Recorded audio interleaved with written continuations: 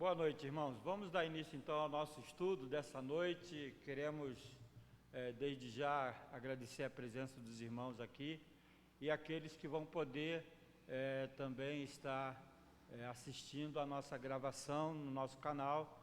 Deus possa estar abençoando o nosso estudo dessa noite. Nós estamos dando continuidade às palestras sobre relacionamentos conforme a palavra de Deus, e a gente também está dando continuidade ao capítulo 7 da carta aos Coríntios, né? No capítulo 7 nós vamos dar continuidade a esse estudo que nós iniciamos na palestra passada, tá ok? Vamos orar, pedindo a direção do Senhor para aquilo que vamos falar nesse instante. Vamos orar. Deus amado, Deus bendito, na Tua presença, Senhor, nos colocamos nessa hora, primeiramente para agradecer pelo dom maravilhoso da vida, pelo cuidado que o Senhor tem tido conosco, ó Pai, pela Tua proteção, pelo Teu amparo, pela Tua boa mão a nos acompanhar. Muito obrigado, Senhor, por esse dia, pela Tua presença na nossa vida e por tudo que já aconteceu. Ó Deus, nós queremos Te pedir, ó Pai, que o Senhor venha dirigir o nosso coração na Tua presença, que a Tua palavra possa falar profundo do nosso ser e que nós possamos, ó Pai, prosseguir em conhecer a Tua vontade, o Teu querer. Ilumina, Senhor, a nossa mente, o nosso coração, abençoa cada servo Teu que está, ó Senhor, participando desses momentos tão especiais sobre relacionamentos, ó Pai, nós Te pedimos essa bênção em nome e por amor de Jesus. Amém. Irmãos, o texto que nós usamos na semana passada, né, nós vamos continuar usando ele no dia de hoje. Há algumas coisas para podermos finalizar. E aí a gente vai fazer um retrospectozinho para a gente poder finalizar o texto que nós acabamos de estudar na semana passada, né? Então vamos lá, 1 Coríntios capítulo 7, vamos ler a partir do verso 10, que diz assim: Ora, aos casados ordeno, não eu, mas o Senhor, que a mulher não se separe do marido. Se, porém, ela vier a separar-se, que não se case ou que se reconcilie com o seu marido, e que o marido não se aparte da sua mulher. Mas aos mais digo eu, não o Senhor. Se algum irmão tem mulher incrédula e esta consente em morar com ele, não a abandone. E a mulher que tem marido incrédulo e este consente em viver com ela, não deixe o marido. Porque o marido incrédulo é santificado no convívio da esposa e a esposa incrédula é santificada no convívio do marido crente. Doutra sorte, os vossos filhos seriam impuros, porém agora são santos. Mas se o descrente quiser apartar-se, que se aparte. Em tais casos não fica sujeito à servidão, nem o irmão, nem a irmã. Deus vos tem chamado à paz. Pois como sabes, ó mulher, se salvarás o teu marido, ou como sabes, ó marido, se salvarás a tua mulher. Ande cada um segundo o Senhor lhe tem distribuído, cada um conforme Deus o tem chamado, e assim que ordeno em todas as igrejas. Foi alguém chamado estando circunciso? Não desfaça a circuncisão. Foi alguém chamado estando incircunciso? Não se faça circuncidar. A circuncisão em si não é nada, a incircuncisão também nada é, mas o que vale é guardar as ordenanças de Deus. Cada um permaneça na vocação em que foi chamado. Foste chamado sendo escravo? Não te preocupes com isto, mas se ainda podes tornar-te livre, aproveita a oportunidade. Porque o que foi chamado no Senhor, sendo escravo, é liberto do Senhor. Semelhantemente ao que foi chamado sendo livre, é escravo de Cristo. Por preço fostes comprado, não vos torneis escravos de homens. Irmãos, cada um permaneça diante de Deus naquilo em que foi chamado. Com respeito às virgens, não tenho mandamento do Senhor, porém dou minha opinião, como tendo recebido do Senhor a misericórdia de ser fiel. Considero, por causa da angustiosa situação presente, ser bom para o homem permanecer assim como está. Estás casado? Não procure separar-te. Estás livre de mulher? Não procures casamento. Mas se te casares, com isto não pecas. E também se a virgem se casar, por isso não peca. Ainda assim, tais pessoas sofrerão angústias na carne, e eu quisera poupar-vos.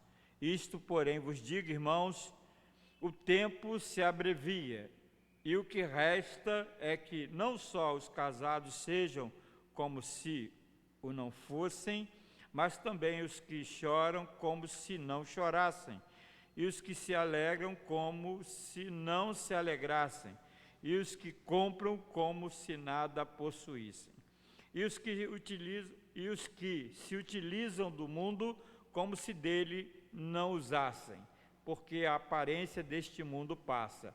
O que realmente eu quero é que estejais livres de preocupações. Quem não é casado cuida das coisas do Senhor, de como agradar ao Senhor. Mas o que casou cuida das coisas do mundo, de como agradar a esposa. E assim está dividido. Também a mulher, tanto viúva como a virgem, cuida das coisas do Senhor para ser santa, assim no corpo como no espírito. A que se casou, porém, se preocupe com as coisas do mundo, como agradar ao marido. Digo isto em favor dos vossos próprios interesses, não que eu pretenda enredar-vos, mas somente para o que é decoroso e vos facilite o consagrar-vos desimpedidamente ao Senhor. Entretanto, se alguém julga que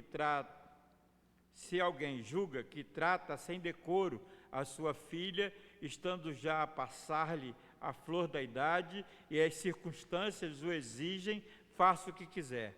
Não peca que se casem. Todavia, o que está firme no seu coração, não tendo necessidade, mas domínio sobre o próprio arbítrio, e isso bem firmado no seu ânimo, para conservar virgem a sua filha, bem fará. E assim, quem casa a sua filha virgem faz bem, quem não a casa faz melhor. A mulher está ligada enquanto vive o marido, contudo, se falecer o marido, fica livre para casar com quem quiser, mas somente no Senhor. Todavia, será mais feliz se permanecer viúva, segundo a minha opinião, e penso que também eu tenho o Espírito de Deus. Amém. Então, nós vamos lembrar algumas coisas da semana passada, né? Principalmente com relação à situação dos coríntios, né? Que Paulo está respondendo algumas questões feitas pela igreja de Corinto, né? E as questões eram importantes serem resolvidas porque havia algumas dúvidas com relação à situação da igreja em Corinto. Eu quero só lembrar, né, da questão da adoração, né, a deusa Artemis, né, que era chamada a deusa Diana dos Coríntios, né? Você tem lá em Corinto, né, essa deusa que é a deusa do amor, e havia mais de 1000, né, no culto, né, a essa deusa. Essas mulheres, elas se prostituíam, né, como sacerdotisas da deusa do amor, né? Então, havia em Corinto uma questão ligada à prostituição, né? E não só isso, né? Mas a própria cidade era uma cidade grega, né? Uma cidade onde os gregos que conviviam naquele lugar, e portanto, né, havia esse pensamento, né, promíscuo, né, dentro da cidade, né? Então, a igreja ela foi plantada naquele lugar, e uma das coisas que aconteceu, né, na igreja de Corinto é que a igreja ela estava perguntando ao apóstolo, por exemplo, né, olha, casar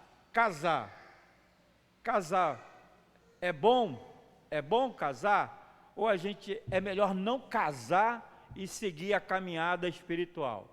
A ideia da igreja de Corinto, né, a ideia da igreja de Corinto é que o casamento era algo que deveria ser deixado de lado, para que a igreja pudesse servir a Deus. Então, para a igreja de Corinto, os casados, né, queriam divorciar das suas mulheres para poder se dedicar ao serviço do Senhor. E aqueles que estavam solteiros, né, que ainda não tinham casado, a recomendação dentro da igreja é que não se casassem, para que pudessem, né, espiritualmente estarem mais capacitados para servir a Deus. Então, esse é o problema que tem acontecido na igreja de Corinto, né? E a pergunta é essa: casar, podemos casar? É isso que é recomendado casar? É recomendado ter o relacionamento do casamento? E a outra pergunta dos coríntios ao apóstolo é: ora, a gente deve se divorciar para que a gente possa servir a Deus melhor? A gente deve deixar a mulher, deixar o marido que não são crentes e largar tudo e servir a Deus? Então esse é o problema que a igreja enfrenta e que Paulo recebe essas questões para poder responder. Então ele está respondendo essas questões. A gente falou isso na semana passada, né, e a gente vai continuar falando sobre isso, né? O que Paulo respondeu, a gente viu na semana passada, né? Olha, Paulo diz, logo no início, né? Logo no início do capítulo, assim: não é bom que o homem toque mulher, né? E ele está falando de casamento, né? E ele está falando de casamento. A gente tem que também lembrar, eu acho que é importante lembrar isso, né? Porque muitas das vezes a gente esquece, né? Quando Jesus subiu ao céu, né, quando ele deixou, né, os seus discípulos, ele vai dizer assim: ó, prega o evangelho a toda criatura, porque quando esse evangelho chegar até o final do mundo, eu voltarei. Então, a igreja começou a pregar o evangelho olhando para a volta de Jesus, né, olhando para o retorno de Jesus. Então, a igreja, ela começa a expandir, né? A gente vê lá em Atos, né? Atos dos Apóstolos, quando os irmãos começaram a aceitar o evangelho, aceitar a palavra, eles começaram a vender seus bens, entregar seus terrenos aos pés dos apóstolos, né? E eles viviam numa comunidade que eles se autossustentavam, eles dividiam tudo, né? Tinham tudo em comum, Por que eles fizeram isso? Porque eles aguardavam rapidamente a volta de Jesus, né? Então, eles se desfaziam dos seus bens, porque eles aguardavam a volta de Jesus e, portanto, né, a igreja vivia numa comunidade onde um ajudava o outro, né, e esperando rapidamente que Jesus voltasse. Só que Jesus não voltou, né? Demorou um pouco mais. A gente tem o exemplo de Barnabé, que vendeu tudo que tinha, entregou, né, e se tornou discípulo de Jesus. A gente tem o apóstolo Paulo que se converte, né, e talvez, a gente falou que ele era dessa questão celibatária, né, ele era dessa questão de não se casar, né, mas é bem provável, porque ele tem alguns bons argumentos com relação ao casamento, né, é bem capaz que ele tenha sido casado antes, ou seja viúvo, porque ele tem bom conhecimento da questão do casamento, né? Então a gente pode ter essa ideia de que ele já tenha tido essa experiência antes, mas que agora não tem mulher e que segue servindo a Deus para cima e para baixo, fazendo missões, né? Vai indo na primeira, na segunda, na terceira viagem missionária, pregando o evangelho, sendo açoitado, sendo preso, e não tem família, né? Não tem alguém que se preocupar e voltar para casa. Mas ele fala sobre o assunto do casamento, e é bem provável que ele já tenha sido casado anteriormente, mas que agora ele é adepto do celibato. Ele é adepto do celibato. E aí a ideia que o apóstolo Paulo está passando para a igreja é a seguinte: olha, o que eu acho que ele vai dizer assim, o melhor não é casar, né? O melhor é fazer a obra do Senhor, o melhor é continuar na obra do Senhor. Mas, aí você vai ver lá no verso 2, né?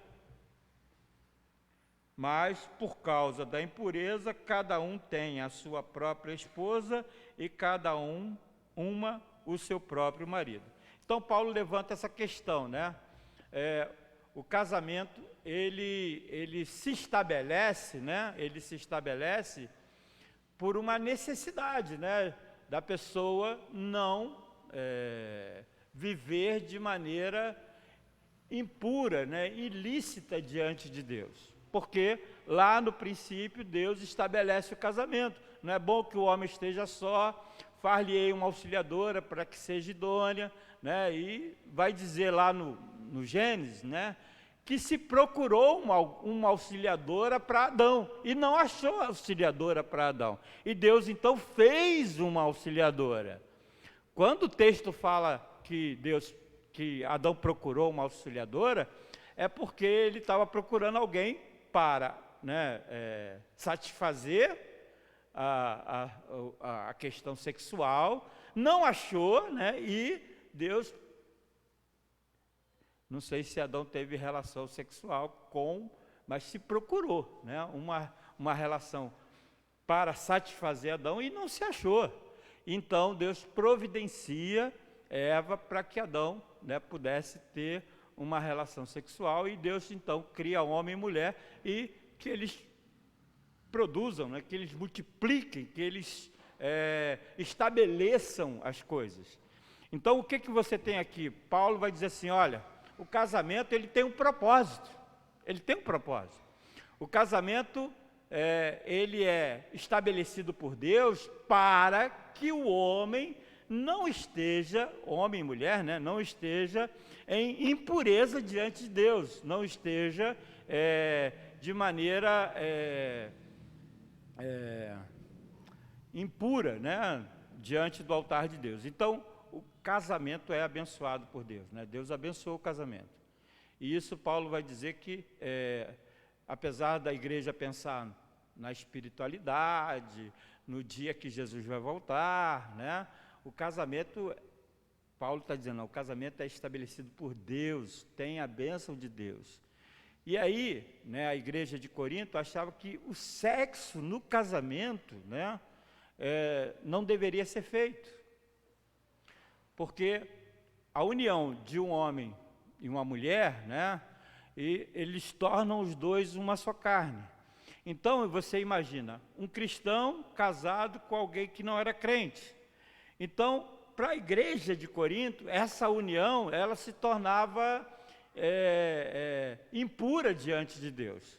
Por isso a pergunta da igreja se eu estou casado com alguém que não é cristão, eu tenho que me separar, eu vou me separar, eu preciso me separar? E aí Paulo vai dizer, não, olha,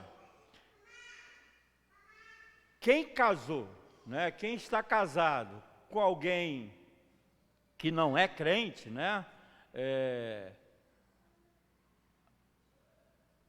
você não precisa se separar, não há necessidade. O Sérgio até perguntou na aula passada sobre o jugo desigual, né, sobre o jugo desigual. Você casando com alguém que não é cristão, né, e alguém que não tem o mesmo pensamento, né, um outro cristão.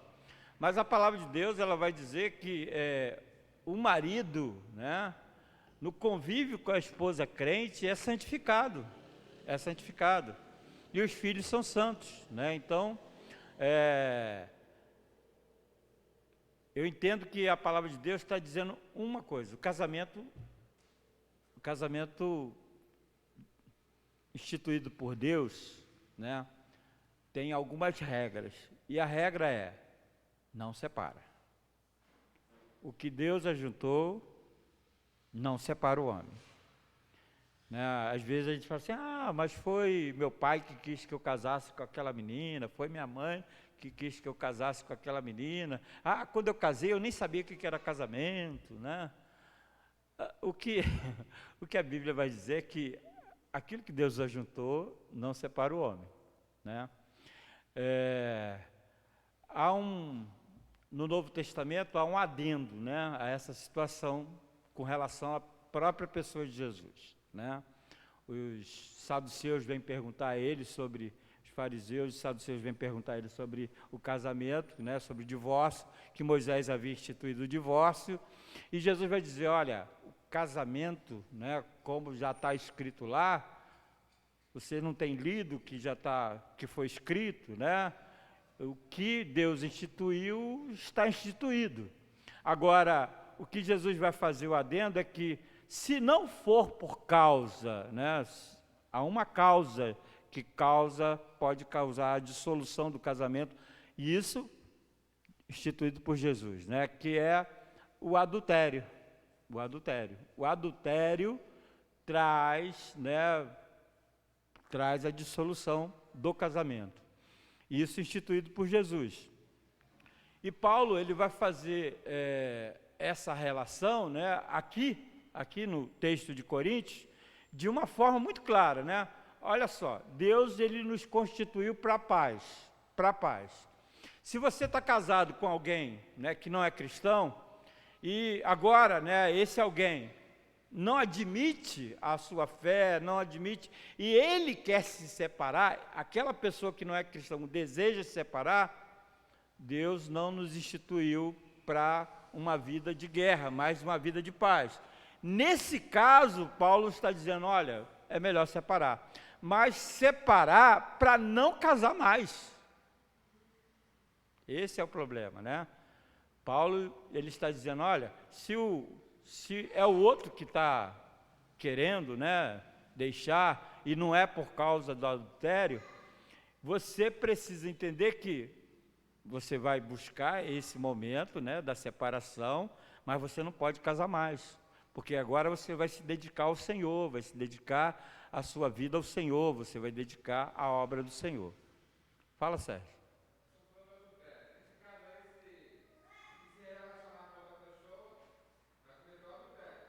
Sim.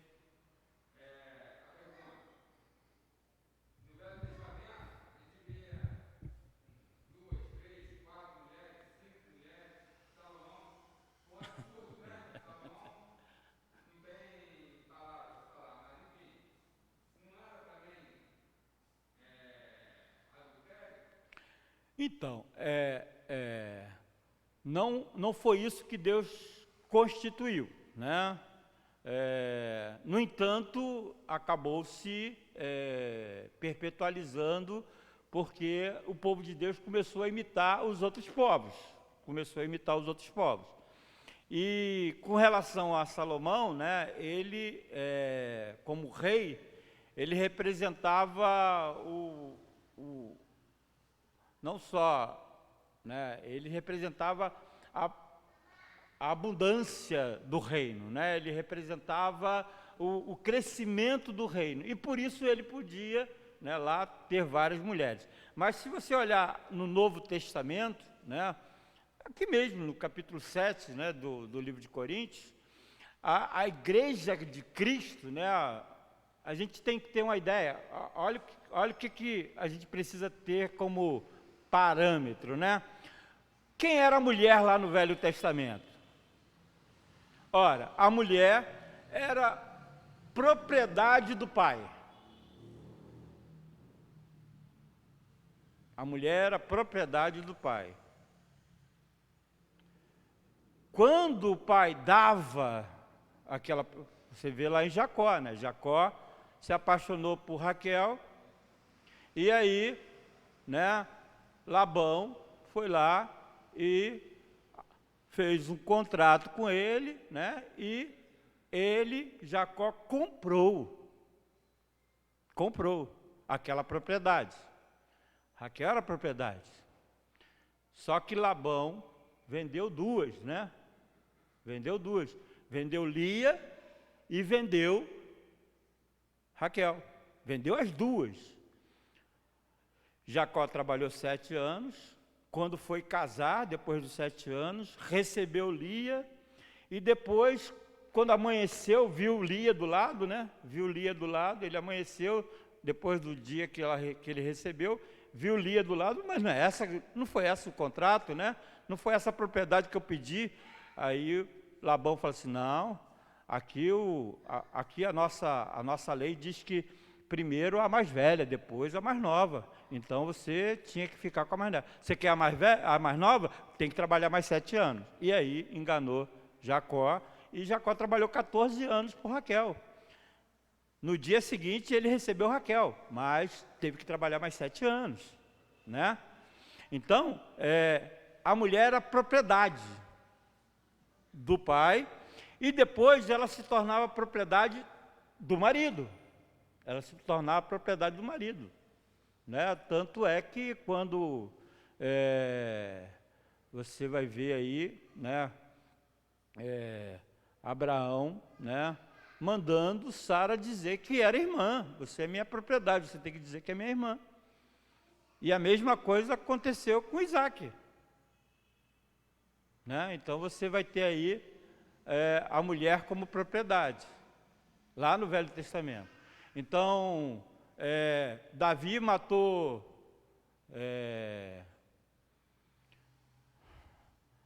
o marido de Abigail e tomou ela como propriedade sua. Não só ficou com as terras dele, mas ficou com a mulher, propriedade dele.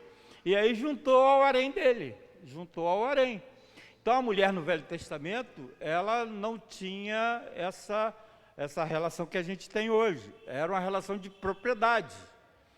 E isso no povo de Deus. Você imagine nos outros povos, né?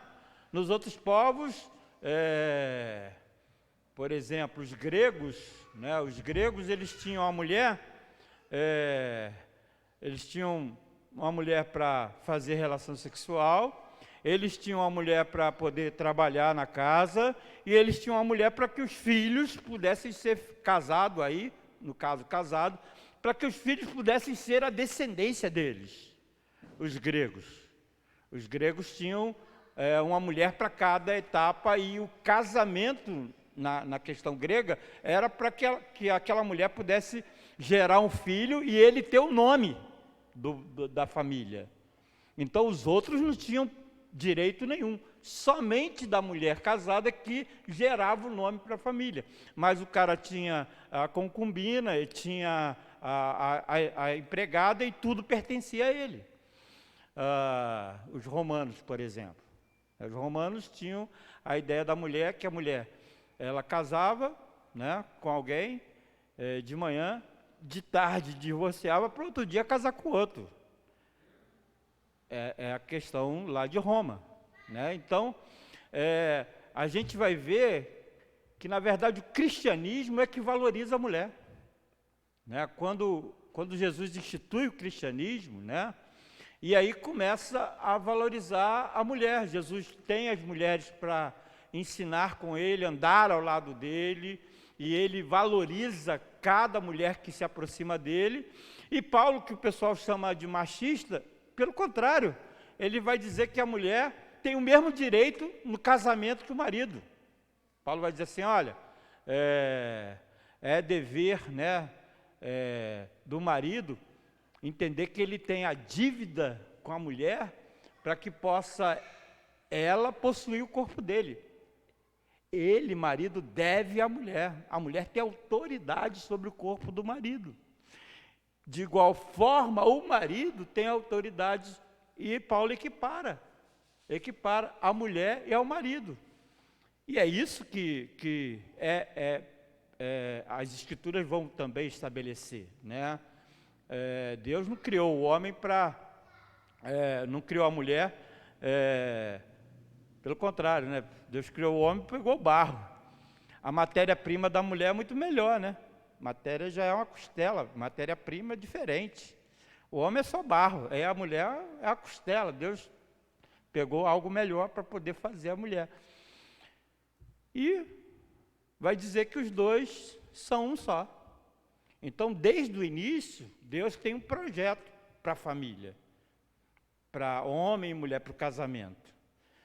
Que diluiu-se foi a questão do povo de Deus começar a olhar as questões do mundo e aplicar no seio do povo de Deus. E aí fez aquilo que aconteceu, né? Um homem com mais de 1000 mulheres, né? Concubinas, haréns, essas coisas. Mas você vai ver que toda vez que cita, né, alguma situação, há uma mulher específica pelo qual aquele homem se apaixona, pelo qual se torna ele esposo e esposa nas Escrituras Sagradas. E no Novo Testamento, a palavra de Deus ela vai estabelecer que o casamento é monogâmico e heterossexual, né? Monogâmico e heterossexual. É um homem e uma mulher. Não é um homem com homem, nem mulher com mulher. É um homem e uma mulher. E é um só. Cada um com a sua mulher, cada um com o seu marido. É o que Paulo vai estabelecer e o Novo Testamento vai estabelecer. O cristianismo vai estabelecer essa relação, né? Tanto de um casamento monogâmico, né? Nada de poligamia, monogâmico e heterossexual, ao contrário do que prega a sociedade de hoje, né? Claro. A Bíblia continua e não muda, né? E ela vai pregar isso o tempo todo, que Deus estabeleceu homem e mulher e que o casou, aquilo que Deus ajuntou, o homem não separa. Então, o que Paulo está dizendo aqui para a igreja, né? Primeiro, ele está respondendo que o casamento é fundamental, que ele deve existir no seio da igreja. E que separar só se, por algum acaso, aquele marido que é incrédulo não admitir a relação com a mulher que se tornou cristã. Ou aquele marido, aquela mulher que é incrédula e que não aceita de maneira nenhuma o marido cristão. Então, Paulo vai dizer que se acontecer dessa forma, né, se houver essa situação, porque Deus nos constituiu para a paz, que possa, então, haver a dissolução do casamento por causa dessa relação desigual. Mas a orientação da palavra é que, se houver a dissolução, que não se case mais. Que não se case mais. Que se separe para o serviço de Deus, que se separe para a consagração ao Senhor. Fala.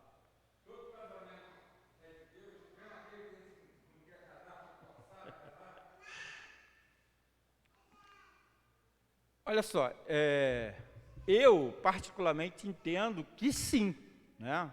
Que sim. Né?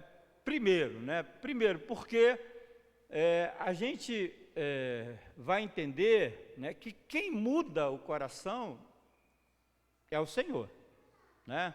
Então, se você casou, se foi estabelecido algum contrato, alguma coisa, e você teve que casar, ora, o coração, né, é mudado pelo Senhor, ele pode ser modificado. Então você vai dizer, você vai entender o seguinte: ora, não, eu não sinto nada por ela, né? Eu não sinto nada por ela, eu não sinto nada pela minha esposa, eu não posso continuar casado com ela. Ora, querido, quem faz brotar os sentimentos dentro do nosso coração é o próprio Deus. É Ele que faz brotar. É Ele que faz nascer. Ele é amor e o amor brota dele.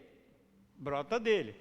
Então, isso não é justificativa para você não casar, para você não permanecer no casamento.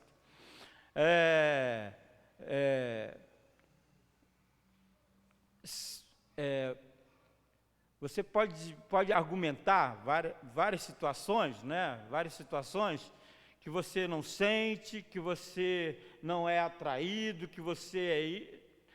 Cara, o que Deus faz na nossa vida, assim, Ele restaura tudo. Ele restaura todos os itens que precisam ser restaurados no nosso coração. E você dizer para mim que o casamento, né, não vai se estabelecer, é porque você não confiou em Deus, ou você não confiou no poder de Deus na sua vida. Porque se né, você entende a grandeza do poder de Deus na sua vida, qualquer situação vai ser revertida, e Deus pode restaurar tudo, todas as coisas Deus pode restaurar. Então, não há limites para o poder de Deus para abençoar um casamento. No começo era maravilhas, mas agora está muito ruim. Coloca-se diante de Deus, Deus vai fazer a obra no seu coração, cara. Coloque-se diante do altar de Deus, porque Deus vai mudar aquilo que você acha que não consegue mudar. Deus muda, porque Ele é poderoso para isso, né? Ele é poderoso para fazer isso. Então, eu acho assim, que não há desculpas para poder haver separação. Se você tem algo, né, que você não consegue, coloca no altar de Deus, coloca diante de Deus, porque aquilo que é necessário, Deus vai te abençoar. Por isso está escrito lá, ó, bate. Se você bater, a porta vai se abrir. Busca, que você vai encontrar.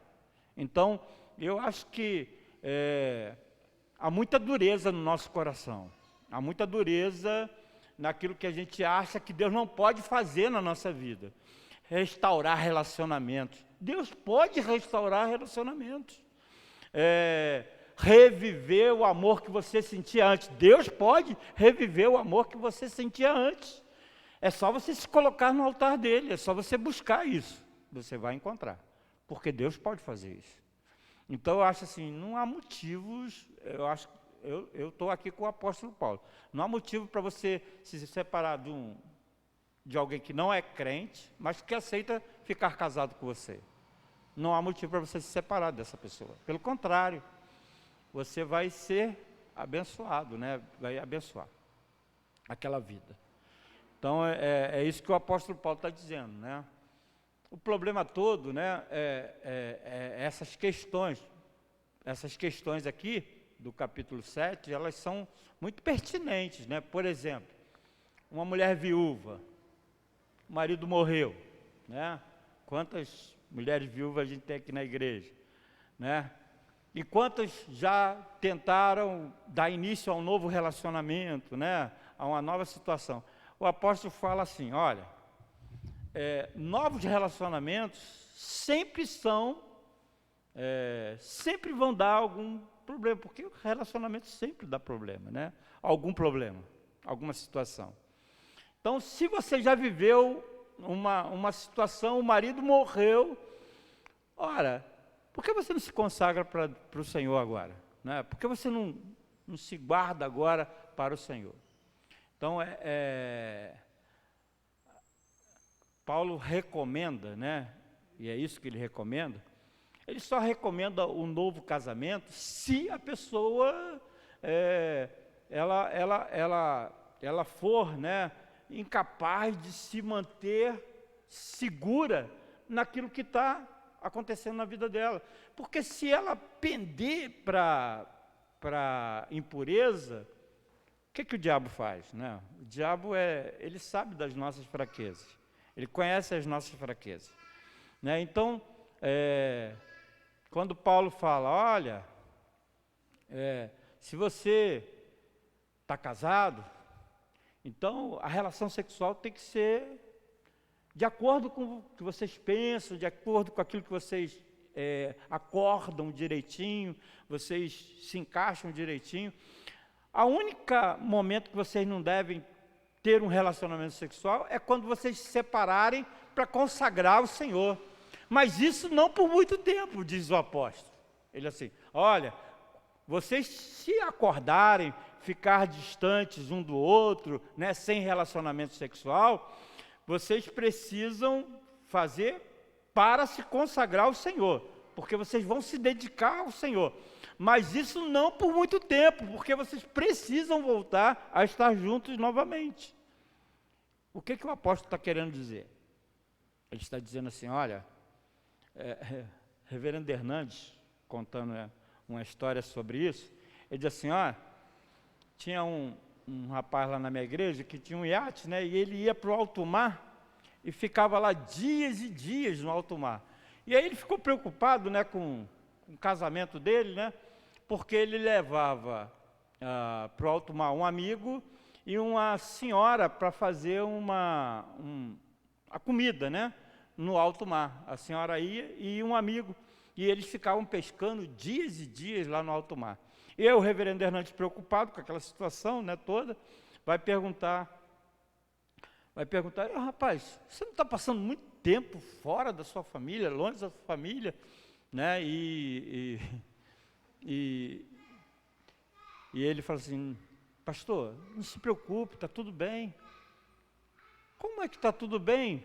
Você fica distante, né, lá longe, e o diabo ele pode tentar você, tentar, né, o seu coração. Pastor, fique tranquilo, porque eu levo aquela senhorinha lá, e quando eu fico lá em alto mar, né, quando aquela senhora começa eu achar que ela é bonita, começa a me atrair, aí eu volto correndo para casa. Volto correndo para casa. Porque ele tem ele entendia que tinha esse time, né? Porque estava faltando a relação há muito tempo e ele precisava retornar. Muitas das vezes a gente não tem esse time, né? Não tem uma senhorinha de idade lá fazendo a janta, né? E você não tem esse time. Por isso, a recomendação do apóstolo, né? Você não pode permitir que você abra brecha para Satanás na sua vida, né? Abra brecha para que você possa se tornar infiel, né? Infiel, promíscuo, né? E fazer coisas que não deveria fazer. Então, é importante, irmãos, né? A gente pensar, né, que a palavra de Deus, ela chama a gente, aqueles que conseguem um autocontrole, né? Um autocontrole, aqueles que sabem que não vão se contaminar com impurezas, porque não adianta só não casar, né? Tem que não casar e permanecer santo, né? Quem não quer casar, não pode simplesmente achar que vai não casar e vai ficar aqui, vai ficar ali, pula de galho em galho e não vai casar. Não é isso que a palavra de Deus vai dizer, porque não basta não casar. O ideal é casar se você não consegue se dominar. O ideal é que você se case. Se você não consegue manter-se puro, se você não consegue se manter com domínio próprio, o ideal é que você se case. Essa é a orientação da palavra de Deus. Agora, se há possibilidade de você manter-se firme, né, sem se contaminar, sem entrar na questão da impureza, e isso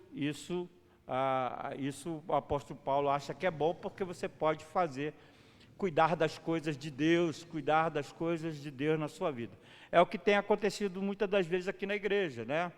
Muitas senhoras ficam viúvas e deixam de lado essas questões de casamento e se dedicam à obra e ficam felizes dedicadas à obra do Senhor.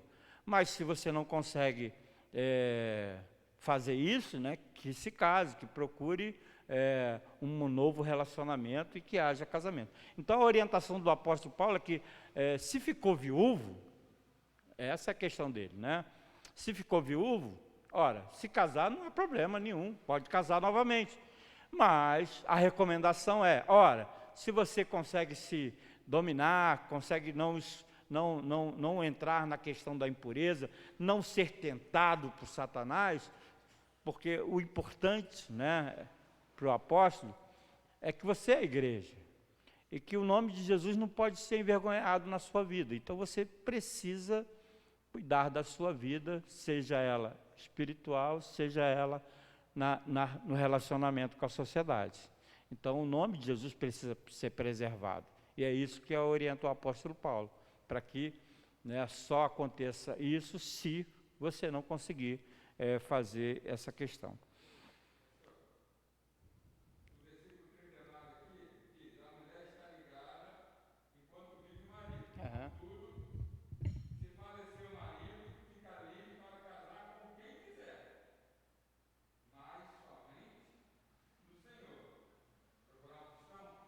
Sim, sim.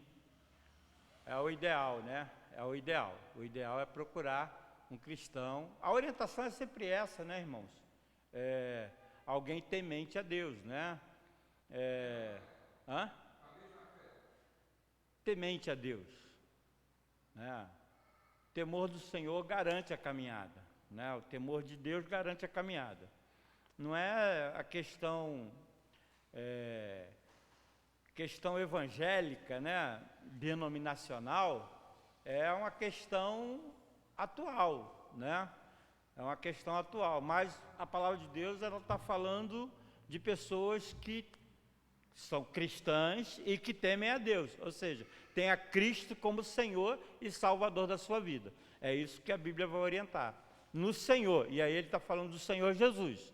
Ele está falando do Senhor Jesus porque a orientação é que se crê em Jesus como Senhor e Salvador, está na mesma fé, na mesma esperança, e isso também garante também a caminhada, né? Tá bom? Com relação às virgens, né, que ele fala aí também, né, o apóstolo Paulo faz menção às virgens, e aí você vai ver claramente aí, né, que a menina, que a jovem, que a adolescente, né, ela é propriedade do pai. Você vai ver claramente aí no texto que ela é propriedade do pai. O pai faz bem se não der em casamento, mas só não vai dar em casamento se não houver nenhum problema daquela menina se consagrar a Deus, se consagrar ao Senhor, né? Então aí é a mesma orientação, né? Ora, a mesma orientação lá do início. Olha, aquele que você vê aqui,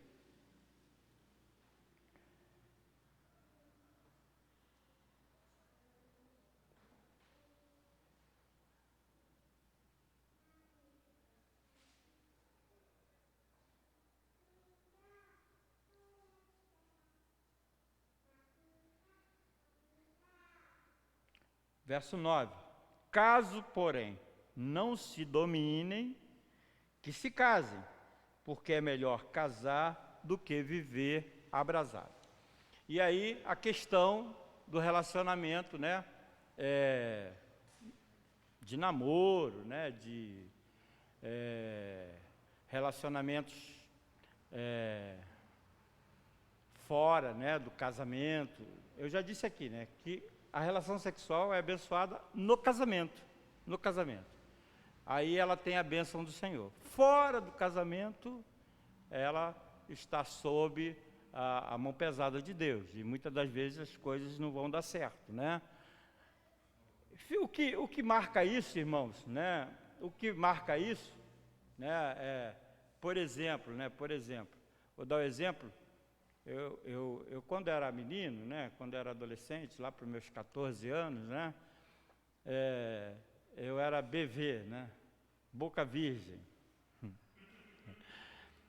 E eu recebia uma encarnação dos meus amigos assim muito grande, mesmo porque os meus amigos eram a maioria da comunidade. Os caras eram para Freitex, né? Novo, já namorava, tinha até filho e tal, e né? Até para aprender a dançar, o cara numa festa lá me pegou e me ensinou a dançar, né? Me ensinou os passos para dançar lá, para depois eu poder dançar com a menina. Ele me ensinou. E aí quando a gente começou a namorar, né? Quando eu beijei uma menina da igreja, a menina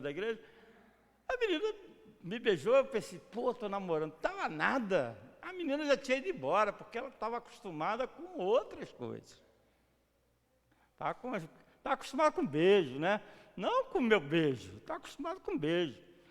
E a primeira vez que eu beijei, fiquei plenamente decepcionado, né? Acabou o culto, né? A menina veio, a gente ficou junto, depois ela sumiu, desapareceu, foi embora. Porque ela tinha outro tipo de relacionamento, né? Era outro tipo de beijo, outro tipo de coisas que já estava acostumada e eu era preso dentro de casa, né? Ninguém deixava eu sair, tal, e os meninos da rua que me ensinavam e tal. E eu fiquei decepcionado, não vou namorar mais não, né? Não vou namorar mais não.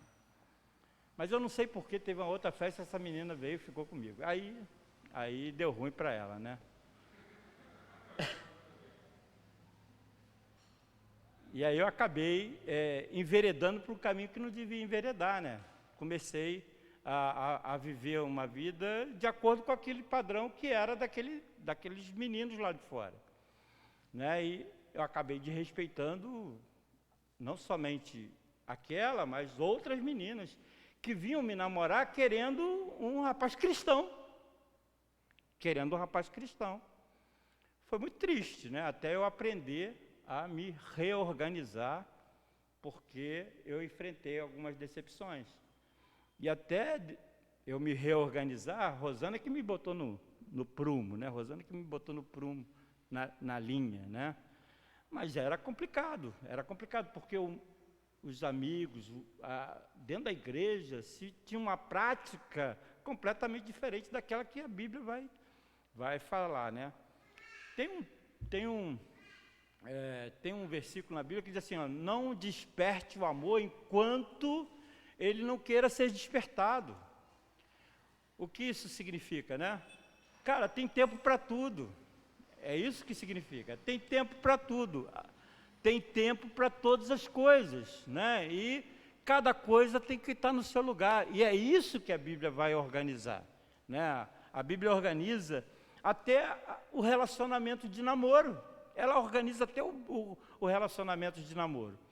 E é isso que a gente precisa falar para os nossos jovens, falar para os nossos filhos, né? Porque às vezes a gente permite que o mundo entre e a gente se decepciona. A gente vive uma vida sexualmente completamente estranha, que você vai entender que você não tem prazer, você só faz aquilo porque todo mundo faz. Você só faz aquilo porque todo mundo naquele meio realiza. E você podia ter mais alegria, mais paz, mais tranquilidade, fazendo o que a palavra de Deus manda. Então essa orientação é uma orientação que o apóstolo está fazendo, porque uma das coisas importantes, né, nos relacionamentos é o domínio próprio. É você ser capaz de compreender, né, aquilo que está acontecendo na caminhada. E eu queria terminar, irmãos, abre sua Bíblia lá em Efésios. Queria terminar. Efésios capítulo 5.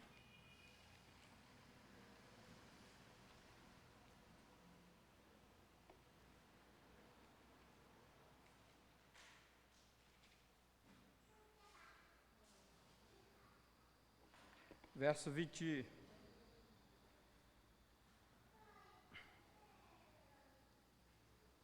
Verso 22, 23, diz assim: as mulheres sejam submissas ao seu próprio marido como ao Senhor, porque o marido é o cabeça da mulher, como também Cristo é o cabeça da igreja, sendo este mesmo o Salvador do corpo, né? Salvador do corpo. Verso 22 e 23. Paulo, escrevendo aos Efésios, ele fala sobre a questão aí de marido e mulher, né? Marido e mulher. E essa é uma questão, né, que a gente já tratou outras vezes atrás, mas eu queria que a gente pudesse trazer uma nova compreensão sobre algo assim que eu achei assim especial, né? Quem é o cabeça da igreja? Cristo, né? E quem é o cabeça de Cristo? É Deus, né? Deus é maior que Jesus? Não, né? Pelo contrário, eles são coiguais, né? São coeternos, são, segundo o Conselho de Nicéia, né? São da mesma substância, Deus de Deus, Jesus é Deus de Deus. Então, na verdade, são iguais, são iguais, são iguais. Mas na Trindade, né? Na Trindade, Jesus, ele tem o Pai, que forma, né? Que forma a Trindade. Não, o Pai não é superior, não é maior, mas exerce uma função lá na Trindade. O Pai exerce uma função lá na Trindade e o Filho exerce outra função na Trindade. Não há maior nem menor. Há uma igualdade de ser, né? E que um exerce uma função e o outro exerce outra, assim como o Espírito exerce outra. Na família, né? Paulo, quando escreve aqui aos Efésios, né? Não diz que a mulher tem que ser submissa ao homem. Está dizendo aqui, mulher seja submissa ao homem. Tá? Disse isso o texto? Está dizendo o quê? Ser submisso ao marido. Ao marido. E aí você conclui que a relação é relação de família, de casamento. Né?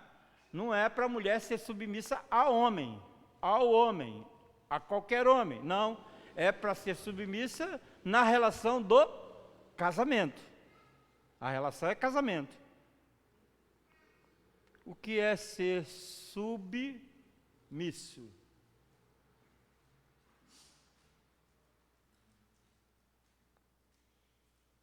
O que é ser submisso? É estar debaixo de uma missão, não é? A missão não é sua, mas você está submisso. Você está em harmonia com a missão que foi dada. A missão é de quem? De quem é a missão? Não, a missão é do marido.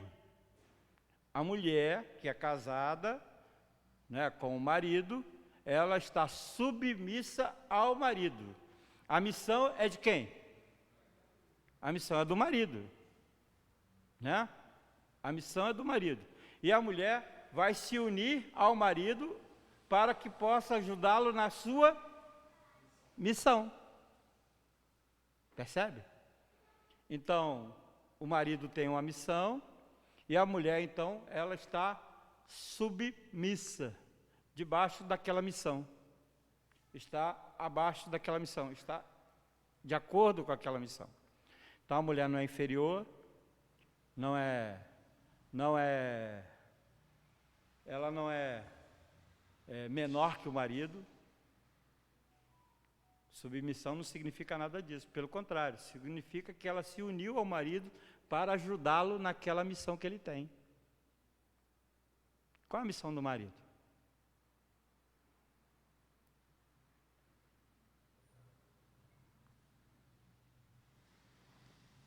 Porque o marido é o cabeça da mulher. Como também Cristo é o cabeça da igreja. Né? Como também Cristo é o cabeça da igreja. O que Cristo fez pela igreja? Qual a missão de Cristo pela igreja? Amou a igreja e amou até a morte. Né? Morreu pela igreja. Qual é a missão do marido? Amar a mulher. Amar a mulher. Como Cristo amou a igreja. E por ela se entregou. Então a missão do marido é amar a mulher. E aí a submissão da mulher é ajudar o marido a amá-la. Essa é a proposta. Essa é a proposta. é que a mulher facilite ao marido a cumprir a sua missão. O marido tem que cumprir a missão dele, mas a mulher tem que ajudar o marido a cumprir a missão dele, facilitar naquilo que for possível, facilitar ao marido a cumprir a sua missão, que é amá-la, A missão do marido é amar a mulher. E a mulher tem que ajudar, facilitar, não complicar, facilitar para que o marido a ame completamente, de maneira plena, como Cristo amou a igreja. Então, eu queria terminar, irmãos, porque às vezes a gente olha o relacionamento, né, dos casados dentro da igreja, né, como o Eliane estava me mostrando um vídeo, né, de uma mulher que falava sobre sexualidade, e o pastor convidou para ela falar na igreja, mas só para as mulheres. E aí a mulher começou a pregar, né, e a irmãzinha, né, que estava do lado, Senhor, toma conta dessa mulher. Porque a mulher só falava da relação, né, entre marido e mulher, e aí leu lá Cantares, né? Que fala sobre, né, acariciar, sobre, né, beijos, sobre toda a questão sexual. A mulher estava falando, e a mulher ali do lado, né, olhando para aquela mulher, achando que ela estava com demônio, né? E isso tem acontecido nas igrejas, né? Achando que a relação sexual é um pecado, né? E que muitas das vezes acontece que dentro da igreja as pessoas, o casamento vai muito mal, a família vai muito mal, e consequentemente a igreja vai mal, porque não se cumpre dentro da família aquilo que se estabelece nas Escrituras Sagradas. Não sou eu que estou dizendo, é a palavra de Deus que está dizendo que o relacionamento entre marido e mulher deve ser algo especial para a vida da família, Então, marido, facilite a caminhada, elogie, né, cuide espiritualmente, emocionalmente, fisicamente, daquela que o Senhor colocou do seu lado. Então você tem que ter preocupação com a sua esposa, tem que ter preocupação no cuidado com a sua esposa, mas a mulher tem que facilitar, Não dá simplesmente para poder embarrear tudo, né? Tem que facilitar. O marido precisa cumprir a missão, mas ele vai cumprir a missão se a mulher ajudar. Está lá para isso, auxiliar, está lá para estar submissa, ajudando na missão pelo qual o Senhor colocou.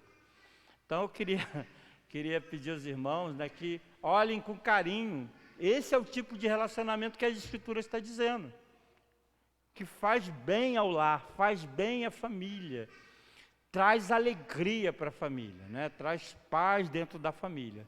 Então é preciso exercer isso com muito carinho. Paulo está orientando a igreja aqui, né, que se você quer se dedicar ao Senhor, se dedica ao Senhor, né? Mas se você está casado, tem que estar preocupado com a família. Se você está casado, tem que estar preocupado com o lar, tem que estar preocupado com a saúde da sua família, a saúde da sua esposa. É isso que Paulo está dizendo aqui. Olha, a igreja, ela tem Cristo como cabeça, e os membros dessa igreja precisam viver em harmonia, Se você quiser se separar para Deus, você se separe. Não tem problema com sexualidade, não tem problema nenhum com isso, então se separe para Deus. Mas se tem alguma coisa e precisa casar, então zele pelo casamento. Seja zeloso no casamento, seja zeloso com a família, seja zeloso com a esposa, e a esposa seja zelosa com seu esposo. Que Deus abençoe em nome de Jesus. Amém? Eu, na próxima semana, eu não vou estar presente, tá, irmãos? Então, a gente vai passar para outra semana, porque eu vou para Búzios e certamente eu não vou conseguir chegar aqui na terça-feira, tá ok? Então, a gente vai transmitir na outra semana, tá? Então, a próxima semana está cancelado.